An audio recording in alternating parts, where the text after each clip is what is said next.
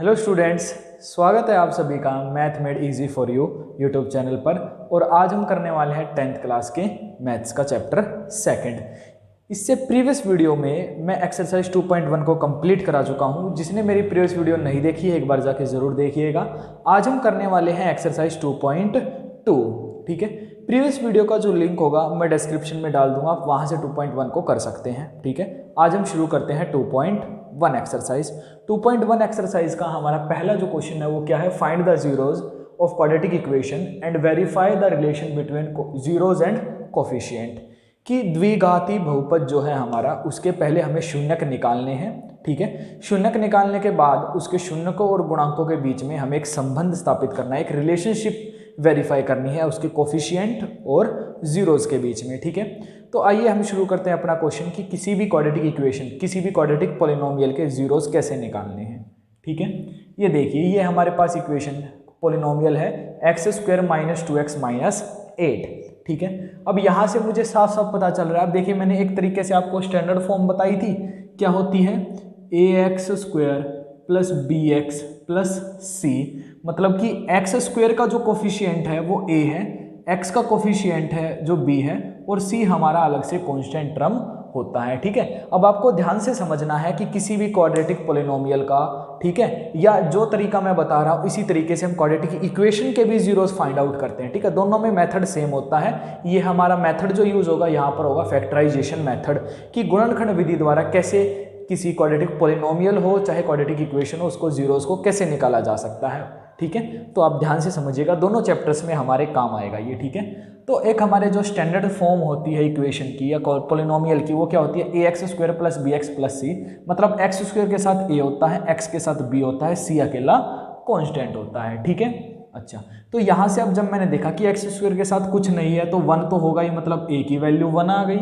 ठीक है, फिर मैंने देखा x के साथ क्या है, 2, x के साथ क्या है, 2 है, लेकिन ध्यान से देखिए माइनस भी है, और यहाँ पे कहीं मैंने माइनस लगाया है, नहीं लगाया। इसका मतलब जो भी माइनस होता है वो हमेशा और हमेशा कोफिशिएंट के साथ होता है, कभी भी वेरिएबल के साथ नहीं होता है। ठीक है, कोफिशिएंट, वेरिएबल, जो भी ये बातें हैं, ये मैं अपनी एक पॉलिनोमियल वाली वीडियो में मैं ये बता चुका हूँ, तो आप वहाँ से उस वीडियो को देख के एक डाउट क्लियर कर लेना, कोफिशिएंट, वेरिएबल, पॉलिनोमियल क्या क्या होते हैं। ठीक है, तो अब यहाँ पे आते हैं, b की जो वैल्यू होगी, जो कभी माइनस होता है तो वो x के साथ नहीं होता, तो इसका मतलब b की वैल्यू आ गई -2 और c की वैल्यू आ गई हमारी -8। अब हमें करना कैसे है उस चीज़ को आप समझिए। सबसे पहले हमें फैक्टराइजेशन मेथड लगाना है, गुणनखंड विधि लगानी है। वो कैसे लगेगी, देखिए, सबसे पहले a और c की मल्टीप्लाई कीजिए। फर्स्ट स्टेप क्या है, a को c से मल्टीप्लाई करना, a की वैल्यू 1 है, 1 × -8 तो आया -8। सेकेंड स्टेप क्या है, b के हमें 2 फैक्टर बनाने हैं। ठीक है, b के हमें 2 फैक्टर बनाने हैं। ठीक है, या मैं ये बोल सकता हूँ कि b के 2 टुकड़े करने हैं जिनकी मल्टीप्लिकेशन 8 आनी चाहिए। ठीक है, और जिनको मैं ऐड या सब्ट्रैक्ट करूँ तो मेरे पास क्या आना चाहिए, बिल्कुल मेरे पास -2 का -2 ही बचना चाहिए। कहने का मतलब है कि अगर मैं b को 2 हिस्सों में तोड़ रहा हूं, ठीक है, b के अगर 2 हिस्से करने हैं तो इसका मतलब वहां पर दोनों हिस्सों को जब मल्टीप्लाई किया जाएगा तो वो जो मल्टीप्लिकेशन होगी वो a और c के मल्टीप्लिकेशन के बराबर होगी। ठीक है, पहली बात ये ध्यान रखनी है। दूसरी बात क्या हमें ध्यान रखनी है कि जब b के जो 2 हिस्से होंगे, चाहे मैं उनको सब्ट्रैक्ट करूं या माइनस करूं, कुछ भी करके -2 ही मेरे पास आना चाहिए। मतलब एक्चुअल में जो b की वैल्यू है वो वही रहनी चाहिए। ठीक है, उस पर कोई इफेक्ट नहीं होना चाहिए। ठीक है, तो अब देखिए कैसे करना है। तो b यहाँ पर है मेरे पास -2, तो -2 को मैं क्या कर सकता हूँ, मैंने देखा कि यहाँ पर 8 है, छोटा है। ठीक है, कई जो क्वेश्चंस होते हैं वो काफ़ी छोटे होते हैं, हमें फैक्टराइज करने में दिक्कत नहीं होती, कुछ क्वेश्चंस में दिक्कत हो सकती है। ठीक है, अब यहाँ पे तो छोटा है, तो देखिए मैंने क्या किया, 2 है और यहाँ पर मुझे -8 बनाना है, तो मैंने सिंपली सोचा कि एक मैं ले लेता हूँ -4, एक मैं ले लेता हूँ +2। ठीक है, एक हो गया -4, एक हो गया +2। जब -4 की मल्टीप्लाई 2 के साथ की जाएगी तो -8 आएगा, जब -4 में 2 प्लस किए जाएंगे तो -2 आएगा। देखिए दोनों ही कंडीशन वेरीफाई है ना मेरी यहाँ पर। ठीक है, दोनों ही कंडीशन लग रही है, मल्टीप्लिकेशन -8 है, ऐड या सब्ट्रैक्ट किया तो -2 ही आ रहा है। तो आपको बिल्कुल इस दोनों एक तरीके से इन दोनों कंडीशंस को याद रखना है जब कभी आपके किसी भी इक्वेशन को, किसी भी बहुपद को, किसी भी पॉलिनोमियल को, जब हमें उसके शून्य के निकालने हैं, जीरोज निकालने हैं। ठीक है, तो यहाँ पर आइए, अब मेरे पास क्या है, x² - 4x + 2x -8, ठीक है। अब इसको यहाँ पर ऐसे लिखना है जो मैंने b के 2 हिस्से किए हैं, ठीक है। अब देखिए पहले 2 में से कॉमन निकालना है और लास्ट वाले 2 में से, ठीक है। पहले 2 में से और लास्ट वाले 2 में से हमें कुछ ना कुछ कॉमन निकालना है। पहले 2 में से मैंने देखा कि यहाँ पर सिर्फ कॉमन आ सकता है x, क्योंकि इन दोनों में और कुछ कॉमन है ही नहीं। तो यहाँ पर मैंने x निकाला तो क्या बचा, x स्क्वायर में से x बाहर गया तो x बचेगा, 4x में से x बाहर जा चुका है तो क्या बचेगा, -4, ठीक है। अब यहाँ पे एक चीज़ ये देखिए कि यहाँ पर अगर x -4 बना है तो पीछे वाले ब्रैकेट में भी, एक मिनट इसको मैं ऐसे कर देता हूँ ताकि आपको कन्फ्यूज़न ना हो। ये थोड़ा सा ये मान लीजिए कि एक तरीके से ये रफ पार्ट ही है हमारे लिए, ठीक है। तो अब यहाँ देखिए जब मैं 2x - 8 में से कुछ भी कॉमन निकालूंगा तो यहाँ पर x -4 ही बचना चाहिए। ये कंपलसरी है, आप ये मान लीजिए एक तरीके से कि ये कंपलसरी ही है, यही बचना चाहिए, ठीक है। तो यहाँ पर मैंने देखा कि x -4 ही बचाने के लिए मैं क्या कर सकता हूँ, मैंने देखा कि +2 कॉमन निकाल के देखते हैं। तो 2 बाहर गया तो x बचा, अब 8 तो आएगा नहीं, क्यों, क्योंकि 2 बाहर निकला है तो यहाँ पर क्या आना चाहिए, 4 आना चाहिए ना, 2 4 जा 8 और माइनस है तो -8 ही आएगा, ठीक है। अब यहाँ भी देखिए x -4 है दोनों तरफ, तो मैंने क्या किया, x -4 को बाहर निकाला, ठीक है। जब इस आगे वाली पूरी वैल्यू में से x -4 बाहर जाएगा तो क्या बचेगा, सिंपली x बचेगा, इसमें से जाएगा तो सिंपली +2 बचेगा। तो यहाँ पर इसको मैंने फैक्टराइज कर दिया, इसके गुणनखंड कर दिए। क्या हो गए गुणनखंड इसके स्टूडेंट्स, तो x -4 x +2, ठीक है। अब क्या कीजिए, अब मुझे इनके जीरोज निकालने हैं, मुझे शून्यक निकालने हैं, ठीक है। तो इसको 0 के इक्वल लेके ही तो शून्यक निकलेंगे, ठीक है। तो अब मैंने क्या किया कि x -4 को भी 0 के इक्वल लिया और x +2 को भी 0 के इक्वल लिया। जब यह 4 इधर आएगा तो क्या हो जाएगा, 0 + 4, तो x की वैल्यू एक क्या आ गई, 4 आ गई, ठीक है।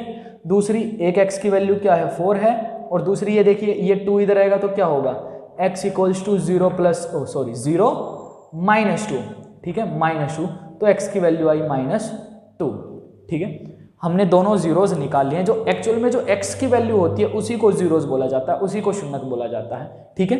तो यहाँ पर अब हमें रिलेशनशिप को वेरीफाई करना है। अब रिलेशनशिप क्या होती है, देखिए जीरोज और कोफिशिएंट के बीच की रिलेशनशिप, शून्यक और गुणांकों के बीच का जो संबंध है उसको स्थापित करना है, उसको वेरीफाई करना है, ठीक है।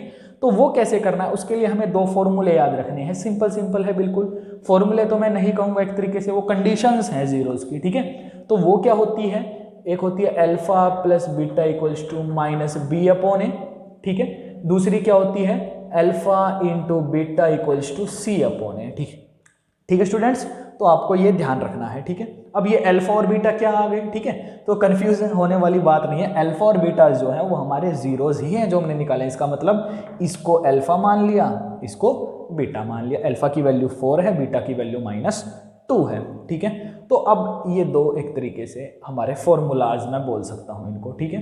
तो अब मैंने देखा कि अल्फा + बीटा की वैल्यू निकालिए, तो वो क्या आएगी हमारे पास, 4 + -2, तो ये क्या होगा, 4 - 2, तो क्या बचेगा, 2 बचेगा।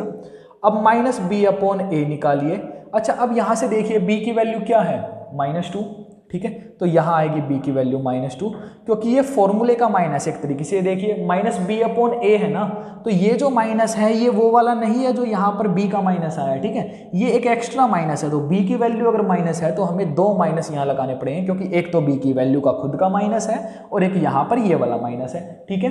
तो इसके नीचे क्या है, a की वैल्यू क्या है, 1, तो माइनस माइनस क्या हो गया प्लस, तो 2/1 वैल्यू 2 ही आएगी, ठीक है। अब अगला देखिए मुझे क्या करना है, अल्फा × बीटा, तो ये क्या होगा 4 × -2, तो ये क्या आएगा -8 आएगा, ठीक है। अब क्या करिए, c/a, c की वैल्यू क्या है, सिंपली -8/1, तो ये भी क्या आएगा -8। ये देखिए स्टूडेंट दोनों ही वैल्यूज हमारी वेरीफाई हो चुकी हैं, ठीक है। तो स्टूडेंट्स आपको ये बिल्कुल ध्यान रखना है कि हमें कैसे किसी भी क्वाड्रेटिक पॉलिनोमियल्स के जीरोज निकालने हैं। मैंने एक क्वेश्चन आपको बिल्कुल डिटेल में कराया ताकि आप बिल्कुल आसान तरीके से समझ जाएं, बिल्कुल आराम से आपको समझ में आ जाए कि किस तरीके से हमें क्वेश्चंस को करना है, ठीक है। एक बार आप जल्दी से इसको उतारिए, फिर मैं मूव करते हैं नेक्स्ट क्वेश्चंस पे। तो स्टूडेंट्स अब हमारे पास अगला क्वाड्रेटिक पॉलिनोमियल है 6x² - 3 - 7x, ठीक है। पहले तो मैं इसको एक बार स्टैंडर्ड फॉर्म में लेके आता हूँ, मतलब 7x आगे होता है ना, ठीक है, x² के बाद x आता है, तो ये क्या हो जाएगा 6x² - 7x - 3। इससे कुछ फर्क नहीं पड़ता, लेकिन हमारे पास एक इमेज क्रिएट हो जाती है कि मुझे a b c की ये वैल्यूज है, ये a ये b ये c। अब मुझे करना क्या है, सबसे पहला स्टेप जो मैंने आपको पिछले क्वेश्चन में बताया, क्या फर्स्ट स्टेप a इंटू सी, तो a की वैल्यू क्या है 6, c की वैल्यू क्या है, पहले a फिर b फिर c, ठीक है। आगे a b c, जैसे हमारा अल्फ़ाबेट्स में चलता है ना a b c, वैसे ही यहाँ पर आगे a फिर b फिर c। तो ये क्या है 6 मल्टीप्लाई, माइनस को उसके साथ में रखना है तो -3, तो ये आ गया -18।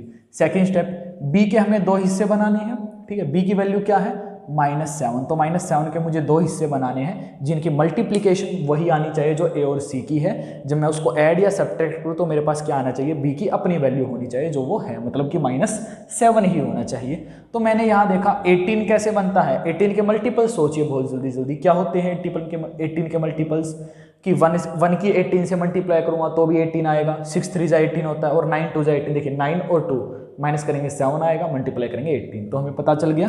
अब मुझे -7 रखना है तो इसलिए बड़े वैल्यू को माइनस रखना पड़ेगा, भाई यही तो रूल होता है ना कि जब हम किसी को सब्ट्रैक्ट या ऐड ऑन करते हैं जो ग्रेटर डिजिट होती है उसका साइन लगता है। तो यहाँ मैं क्या रखूँगा -9 + 2, 9 2 जा 18, माइनस माइनस प्लस -18 आएगा। जब मैं इसको माइनस करूँगा या प्लस करूँगा तो -9 + 2 क्या आ जाएगा हमारे पास, माइनस का 7 आ जाएगा, ठीक है। तो यहाँ मेरे पास आ जाएगा 6x² -9x प्लस 2x -3। फिर से वही पहले दो को कॉमन, पहले दो में से कुछ ना कुछ कॉमन निकलेगा, फिर लास्ट दो में से। तो यहाँ मैंने देखा पहले दो में से हमेशा x तो कॉमन निकलता ही, आप इस चीज़ को ध्यान रखिएगा, ठीक है, कि हमेशा x तो कॉमन निकलेगा ही। तो मैंने x निकाला, फिर मैंने देखा कि 6 और 9 भी कॉमन आ सकते हैं, क्यों, क्योंकि ये दोनों 3 के मल्टीपल्स है, 3 की टेबल में आती है। तो यहाँ मैंने 3 और निकाल लिया, तो x तो बाहर जा चुका है, 3 भी बाहर गया, तो 3 2 जा 6 x into x, x square, तो जब 2x आएगा तभी तो इधर 6x² बनेगा ना, ठीक है। ऐसे ही नहीं है कि अपनी मर्जी से मैंने कुछ भी कॉमन निकाल लिया, ऐसे नहीं होता है, ठीक है। जो भी हम यहाँ पर ब्रैकेट के अंदर वैल्यूज आएंगी वो मल्टीप्लाई जब करेंगे तो एक्चुअल में यही होनी चाहिए, ठीक है। तो अब देखिए अगला क्या आएगा, बताइए, x बाहर जा चुका है तो बिल्कुल, हाँ बिल्कुल, तो यहाँ क्या आएगा -3, तभी तो 3 3 जा 9 माइनस और x तो -9x आएगा, ठीक है। अब उसके बाद यहाँ पर मैंने देखा 2x -3 है, पीछे भी 2x -3 है, तो यहाँ पर जो यहाँ ब्रैकेट में वैल्यू आती है वही मुझे यहाँ बनानी है। अगर इसमें से मैंने कुछ भी कॉमन निकाला तो ये गड़बड़ हो जाएगी, ये नहीं बचेगा, ठीक है। कुछ कॉमन निकलता है तो कुछ ना कुछ वैल्यू घट जाती है, जैसे इसमें से 3x कॉमन निकाला तो ये वैल्यू कुछ घटी, तो ऐसे ये भी घटेगा। तो जब हमें इस ब्रैकेट में जो वैल्यू है और यहाँ जो वैल्यू है बिल्कुल पहले से ही सेम हो तो उस कंडीशन में हमेशा 1 कॉमन निकलता है, क्योंकि 1 को अगर मैं कॉमन निकालूंगा तो वही वैल्यू आएगी, कुछ फर्क ही नहीं पड़ेगा, ठीक है। 1 इंटू 2x 1 इंटू -3, ठीक है। जब सेम आ जाए तो उस कंडीशन में हमेशा 1 को कॉमन निकालना है, ठीक है। तो एक हमारे पास आ गया 2x -3, एक हमारे पास क्या आ गया 3x + 1। अब जीरोस निकालने के लिए इनको 0 के इक्वल पुट ऑन किया जाएगा, तो ये क्या आएगा 2x -3 = 0 और दूसरी वैल्यू क्या आ जाएगी 3x + 1 = 0। तो यहाँ से x की वैल्यू क्या आएगी, ये 3 उधर जाएगा तो 0 में प्लस होगा और 2 मल्टीप्लाई में है तो वो डिवाइड में जाएगा, ठीक है। और यहाँ क्या आएगा, यहाँ x की वैल्यू क्या हो गया, जैसे जैसे देखिए 3x = तो 0 - 1 होगा, 3x = -1 आया तो x की वैल्यू क्या होगी -1/3।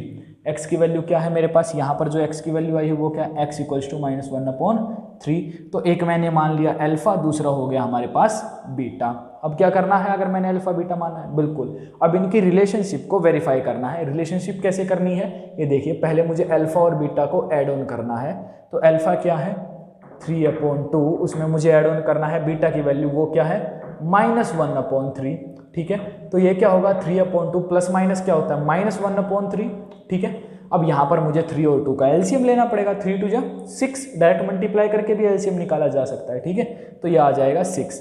जब इससे इसको डिवाइड करूँगा 3 3 3 जा 9, -3 से इसको डिवाइड करेंगे 2 2 पर मल्टीप्लाई होगा तो 2 ही आएगा क्योंकि 1 है ना, तो ये क्या आ गया 7/6। अब देखिए -b/a की वैल्यू क्या है, अच्छा b क्या है ये देखिए, b की वैल्यू -7 है, एक माइनस जो b के फॉर्मूले में है एक तरीके से, ठीक है। अपॉन में a की वैल्यू क्या है 6 है, तो ये आ गया 7/6, ठीक है स्टूडेंट्स। अब आगे क्या है, अब हमें करना है alpha into beta. Alpha into beta क्या है हमारा 3/2 मल्टीप्लाई -1/3, ठीक है। आप इसको काट भी सकते हैं वरना डायरेक्ट मल्टीप्लाई भी कर लीजिए तो भी आंसर सेम ही आना है, ठीक है। ये देखिए मैंने 3 से 3 को काट दिया तो ये क्या बचा -1/2। अब देखिए c/a, c की वैल्यू क्या है मैंने देखा -3, ठीक है। a की वैल्यू क्या है 6 अब कहेंगे आप ये तो अलग आ गई, लेकिन ये अलग नहीं है, थोड़ा सा आप ध्यान से देखिए। 3 1 जा 3, 3 2 जा 6, तो ये भी आ गई -1/2। तो स्टूडेंट्स आई होप कि आपको अब ये जो मेथड है, ठीक है, कैसे जीरोज निकालने हैं, ठीक है, रिलेशनशिप कैसे वेरीफाई करनी है, ये बिल्कुल अच्छे से समझ में आ गया होगा। ठीक है, तो आप जल्दी से एक बार इसको उतारिए, हम एक और क्वेश्चन करते हैं आपको अच्छे से समझाने के लिए। तो स्टूडेंट्स अब हमारे सामने एक और क्वेश्चन है। क्वेश्चन क्या है? t² - 15। ठीक है, अब इसके हमें जीरोज निकालने हैं, ठीक है, और इसको अब इसके जीरोज को फिर वेरीफाई करना है। ठीक है, तो आप ध्यान से देखिए, ये जो है यहाँ पर एक चीज़ मिसिंग है। अगर मैं इसको स्टैंडर्ड इक्वेशन के साथ कंपेयर करूँ तो वो क्या होती है? ax² + bx + c। ठीक है, अब ये मैं पहले ही आपको बता चुका हूँ, जो ये x है ये वेरिएबल है। वेरिएबल में हमारे पास a b c, ठीक है, s t u कुछ भी यूज़ कर सकता है। जो a b c है यहाँ पर आपको ये भी एक तरीके से आप सोच सकते हैं कि ये भी वेरिएबल्स ही लग रहे हैं, लेकिन एक्चुअल में ये a b c की जो वैल्यूज़ होती है वो नंबर्स होती है, इनको कोफिशिएंट बोला जाता है। तो जब मैंने इसको कंपेयर किया तो मैंने देखा चलो ठीक है, x के साथ में क्या आ गया? x की जगह पर t है, कोई बात नहीं, तो ये इक्वेशन बनी t²। लेकिन फिर मैंने देखा कि ये तो -15 है, तो इसका मतलब ये तो कांस्टेंट टर्म हुआ। ठीक है, क्योंकि इसमें साथ t जो सेकंड टर्म जो होनी चाहिए bx के, यहाँ पर x की वैल्यू t है, चलो वो तो ठीक है, यहाँ पर 1 होगा, 1t² होगा, a की वैल्यू क्या होगी? 1 होगी। ठीक है, फिर मैंने देखा कि यहाँ पर t आना चाहिए था, t मिसिंग है, इसका मतलब प्लस में 0t होगा। ठीक है, 0t होगा, -15, इसका मतलब a की वैल्यू 1 है, b की वैल्यू 0 है, c की वैल्यू -15 है। ठीक है, अब यहाँ पर इस कंडीशन में मुझे कैसे करना है, आप इस चीज़ को समझिए। ठीक है, अब मैंने देखा कि इस कंडीशन में अब यहाँ पर b की वैल्यू तो है ही नहीं, अगर b की वैल्यू नहीं है तो इसको किस तरीके से फैक्टराइज मैं करूँ? ठीक है, अब ये हो सकता है ना कि ये दिक्कत हो सकती है, क्यों? क्योंकि जब हमारा पूरा फैक्टराइजेशन मेथड था, मुझे करना क्या था? फर्स्ट स्टेप क्या होता है? a × c करते हैं, सेकंड स्टेप क्या करते हैं? b के 2 हिस्से करते हैं। b के 2 हिस्से तो तब होंगे ना जब b होगा, तो b है ही नहीं इधर, तो b की वैल्यू 0 है। ठीक है, अब इस क्वेश्चन में यहाँ पर क्या किया जाए? तो यहाँ पर देखिए, सिंपली हमें एक अलजेब्रिक आइडेंटिटी का यूज़ करना है। ठीक है, वो आपने पहले भी पढ़ी हुई है, 9th क्लास में भी पढ़ी है, 8th क्लास में भी पढ़ी है। याद कीजिए, ऐसा कुछ आपने पढ़ा है कि कभी a² - b² हो तो वो होता है a + b और a - b। देखिए स्टूडेंट्स, याद आया कुछ? बिल्कुल, आप में से बहुत बच्चों को याद आया होगा कि हाँ, हमने ये आइडेंटिटी पढ़ रखी है। तो लेकिन इसका यूज़ यहाँ कैसे हो सकता है? यहाँ कैसे इसका यूज़ करेंगे? तो वो देखिए, यहाँ पर कैसे हो सकता है? ये तो t² है, मैंने -15 को मैंने क्या किया कि यहाँ पर मैंने मान लिया √15 का स्क्वायर। ठीक है, क्योंकि √15 का स्क्वायर मैंने अपनी तरफ से माना है। क्यों? क्योंकि देखिए, स्क्वायर से स्क्वायर रूट कैंसिल हो जाएगी, तो एक्चुअल में यहाँ 15 ही बचेगा, लेकिन √15 का स्क्वायर करने से यहाँ फ़ायदा क्या होगा? हमारी आइडेंटिटी लग जाएगी, जो हमें क्या होती है? a + b a - b होती है। मतलब यहाँ पे क्या आ जाएगा? t + √15 और दूसरा क्या हो जाएगा? t - √15। बिल्कुल, t + √15, t -√15। ठीक है, एक बारी के लिए इसको मैं थोड़ा सा अलग रखता हूँ इससे। ठीक है, अब यहाँ पर हमने देखा कि इसके तो बहुत जल्दी फैक्टराइज हो गए। ठीक है, देखने में कितना मुश्किल लग रहा था, b की वैल्यू है ही नहीं, इसको किस तरीके से किया जाएगा, लेकिन एक सिंपल से अलजेब्रिक फॉर्मूला ने, ठीक है, अलजेब्रिक आइडेंटिटी ने बिल्कुल इसका आसान तरीके से इसका फैक्टराइजेशन कर दिया। अब अगला स्टेप हमारे पास क्या होता है? 0 के इक्वल लेके हम क्या करेंगे? यहाँ पर t की वैल्यू निकालेंगे। तो ये क्या होगा? t + √15 = 0, तो यहाँ से वैल्यू क्या आ जाएगी? t = -√15। ठीक है, दूसरा क्या होगा?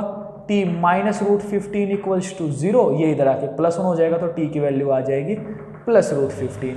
ठीक है, ये हो जाएगा हमारे पास +√15। ठीक है, तो यहाँ पर एक वैल्यू को हम अल्फा मान लेते हैं, एक वैल्यू को हम बीटा मान लेते हैं। ठीक है, अब आगे देखिए, एक अल्फा और एक बीटा है, तो इसका मतलब क्या करना है? अब रिलेशनशिप वेरीफाई करनी है। ठीक है, तो ये क्या हो जाएगा? अल्फा + बीटा, तो क्या होगा? -√15 + √15, तो ये कट के क्या हो गया? 0। ठीक है, अब आगे देखिए, मुझे -b/a के इक्वल करना है। b की वैल्यू क्या है? बिल्कुल देखिए, इसीलिए तो 0 हुआ ना, क्योंकि b की वैल्यू भी क्या है? 0/a की वैल्यू क्या थी हमारे पास? 1, तो जीरो में माइनस हो प्लस हो जीरो पे कोई फर्क नहीं पड़ता, जीरो जो है उस पर माइनस प्लस का कोई फर्क नहीं पड़ता है, जीरो जीरो ही रहता है। तो यहाँ पर क्या आ जाएगा, जीरो आ जाएगा।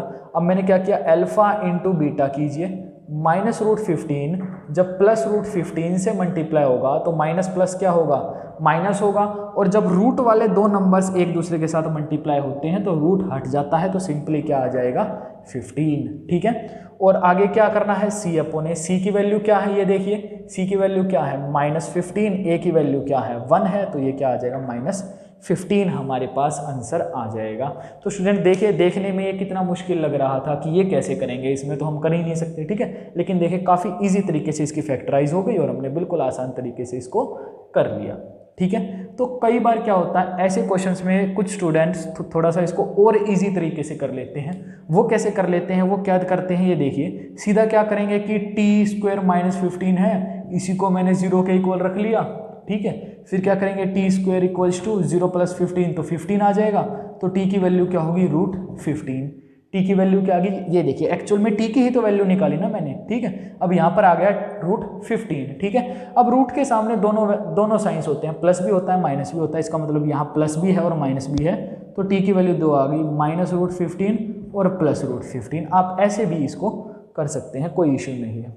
ठीक है, तो आपको ये समझ में आ गया होगा। ठीक है, जल्दी से एक बार बताइए, इसका एक और क्वेश्चन हम करते हैं।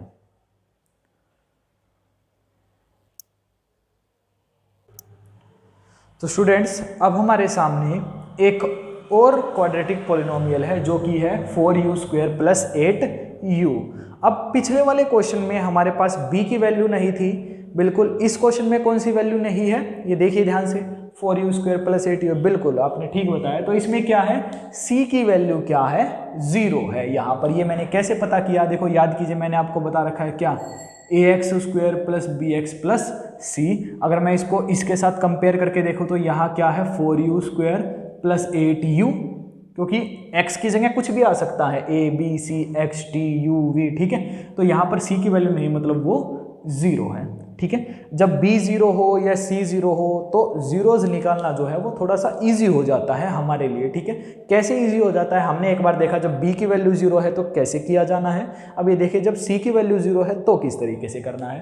तो यहाँ मैंने देखा कि u तो है, ये दो हैं, तो इन दोनों में से ही मैं कुछ ना कुछ कॉमन निकालने की कोशिश करता हूँ। ठीक है, तो मैंने देखा u तो दोनों में ही है, यहाँ भी है यहाँ भी, तो u कॉमन आ गया। फिर मैंने देखा कि u कॉमन निकाला है तो 4 भी कॉमन आ सकता है। ठीक है, 4 और u कॉमन आ गए, तो यहाँ u² था तो क्या बचा, u बचा, u बाहर जा चुका है और 4 भी बाहर जा चुका है, तो इधर क्या आएगा 2। तो ये क्या बना, 4u + 2, क्योंकि 4u की मल्टीप्लाई u से करेंगे तो u² आएगा, 4u की मल्टीप्लाई 2 से करेंगे तो 8u आ जाएगा। अब सिंपली यहाँ पर देखिए मेरे पास दो फैक्टर तो नहीं आए, दो गुणनखंड तो नहीं आए, लेकिन एक तरीके से दो चीज़ें तो हैं मेरे पास, एक 4u है, एक u + 2 है। तो मैंने एक बार 4u को 0 के इक्वल लिया, एक बार मैंने u + 2 को 0 के इक्वल लिया। तो यहाँ से जब 4 जाएगा तो u की वैल्यू 0 ही रहेगी, यहाँ पर जब 2 उधर जाएगा तो वो 0 - 2 होगा, तो यहाँ से u की वैल्यू आ जाएगी -2।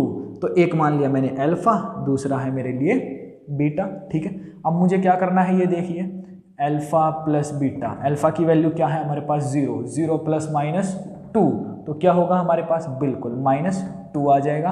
अब मैंने देखा -b/a करते हैं, b की वैल्यू क्या है, b की वैल्यू क्या है मेरे पास 8, तो 8 आया। a की वैल्यू क्या है 4, तो 4 आया। माइनस है तो माइनस भी लगाना पड़ेगा, 4 × 4, 4 × 2 8, तो ये क्या आया -2 आया।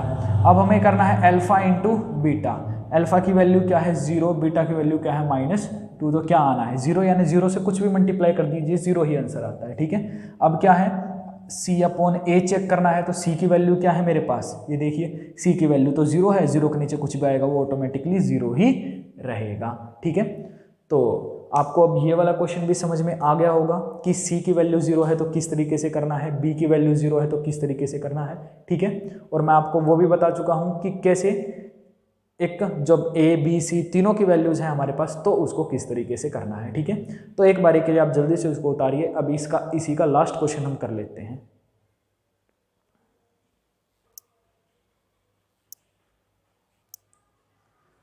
स्टूडेंट्स अब हमारे पास लास्ट क्वेश्चन है 3x² - x 4। इसमें भी हमें वही करना है, पहले जीरोज़ निकालने हैं, फिर रिलेशनशिप को वेरीफाई करना है कोफिशिएंट की और जीरोज़ की। तो इस क्वेश्चन में मैंने देखा कि 3x माइनस x माइनस 4 है, तो सिंपली यहाँ से मैंने देखा कि अब तो मेरे पास कोई वैल्यू जीरो नहीं है, तो मुझे जो मैंने पहले आपको बताया वही मेथड अप्लाई करना है। सबसे पहला काम a मल्टीप्लाई c, a की वैल्यू क्या है 3 मल्टीप्लाई c की वैल्यू क्या है -4, तो आंसर आया -12। सेकेंड स्टेप क्या करना है, हमें b के दो हिस्से बनाने हैं, ठीक है।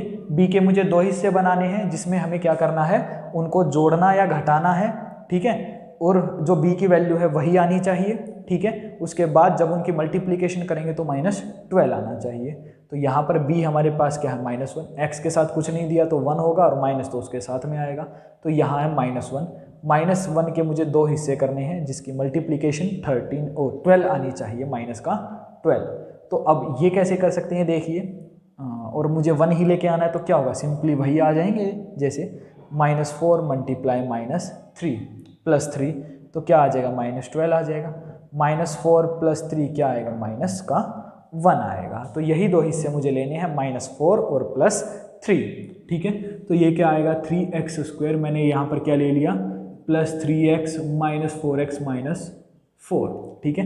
एक क्या है 3x है, एक क्या है माइनस का 4x है, ठीक है, क्योंकि -1x ही आएगा ना, ठीक है, वो भी बचना चाहिए, -1x ही बचना चाहिए, ठीक है। तो अब इन दोनों में से कॉमन निकालेंगे, इन दोनों में से मैंने यहाँ पर देखा कि मैं 3x को कॉमन निकाल लेता हूँ, तो 3x तो बाहर जा चुका है, x² है तो x बचेगा, 3x का 3x बाहर जा चुका है तो क्या बचेगा 1 बचेगा, ठीक है। तो मैंने यहाँ से -4 को कॉमन निकाल लिया, ठीक है। -4 को मैंने कॉमन निकाला तो दोनों में से माइनस तो बाहर आ चुका है, ठीक है, माइनस बाहर जा चुका है, 4 बाहर जा चुका है, तो क्या बचा x, माइनस बाहर जा चुका है, 4 भी बाहर जा चुका है, तो +1 आएगा, तभी तो 4 1 जा 4 होगा ना, ठीक है, और माइनस प्लस माइनस आ जाएगा, ठीक है। अब यहाँ भी x+1 आ गया, यहाँ भी x+1 आ गया, ठीक है। अब हमने दोनों में से x+1 को निकाल लिया, ठीक है। अब x+1 यहाँ से गया तो क्या बचा 3x, यहाँ से गया तो क्या बचा -4। अब इन दोनों को 0 के इक्वल रखना है, x+1 = 0 और 3x - 4 = 0। जब ये इधर जाएगा तो x की वैल्यू आ जाएगी -1, तो एक हो गया हमारे पास अल्फ़ा। जब ये उधर जाएगा तो क्या होगा 3x = 0 + 4 4 आ जाएगा, तो x = 4/3 आ जाएगा। ये वैल्यू हमारी आ गई बीटा की, ठीक है। अब इसके बाद हमें क्या करना है, बिल्कुल रिलेशनशिप वेरीफाई करनी है। ये देखिए ये एक तरीके से मेरा रफ वर्क है, ठीक है। रिलेशनशिप वेरीफाई करनी है तो मुझे क्या करना है, अल्फ़ा प्लस बीटा, अल्फ़ा की वैल्यू क्या है -1, बीटा क्या है 4/3, तो -1 + 4/3, इसका एलसीएम लिया जाएगा तो 3 आएगा, और इसके नीचे तो कुछ नहीं है तो 1 ही है, तो 3 की मल्टीप्लाई हो जाएगी -3 + 4, तो यहाँ पर हमारे पास क्या आ जाएगा 1/3। अब निकालिए -b/a की वैल्यू, b की वैल्यू क्या है ये देखिए -1, ठीक है, -1 और एक माइनस जो b के साथ फॉर्मूले में है एक तरीके से, ठीक है। a की वैल्यू क्या है अपॉन में 3, तो माइनस माइनस प्लस, तो 1/3 आ जाएगा, प्लस लिखे ना लिखे उससे कोई फर्क नहीं पड़ेगा, तो 1/3 आ जाएगा। अब अल्फ़ा इंटू बीटा करिए, अल्फ़ा इंटू बीटा करेंगे तो क्या आएगा -1 इंटू बीटा क्या है 4/3, तो ये क्या आ गया -4/3। अब वैल्यू निकालिए c/a की, c की वैल्यू क्या है मेरे पास बिल्कुल -4, ठीक है, और a की वैल्यू क्या है 3 है, तो ये भी क्या आया -4/3 ही रहेगा, ठीक है, वही वैल्यू आएगी, ठीक है। तो अब स्टूडेंट्स आपको समझ में आ गया होगा किसी भी क्वाड्रेटिक पॉलिनोमियल्स के जीरोज़ किस तरीके से निकालने हैं और रिलेशनशिप को किस तरीके से वेरीफाई करना है। यहाँ पर जितने भी हमने क्वेश्चन किए सारे एनसीईआरटी के ही कवर अप किए हैं, और फर्स्ट क्वेश्चन में लगभग इतने ही पार्ट हैं, ठीक है, वो सारे हमने कवर अप कर लिए हैं, ठीक है। तो अब आपको ये क्वेश्चन समझ में आ गए होंगे, ठीक है। तो अगर ये वीडियो आपको पसंद आई हो तो चैनल को सब्सक्राइब करिएगा, वीडियो को लाइक करिएगा, ठीक है। मिलते हैं नेक्स्ट वीडियो में जिसमें हम अगला क्वेश्चन करेंगे। तो थैंक यू स्टूडेंट्स, जब तक आप प्रैक्टिस करते रहिए।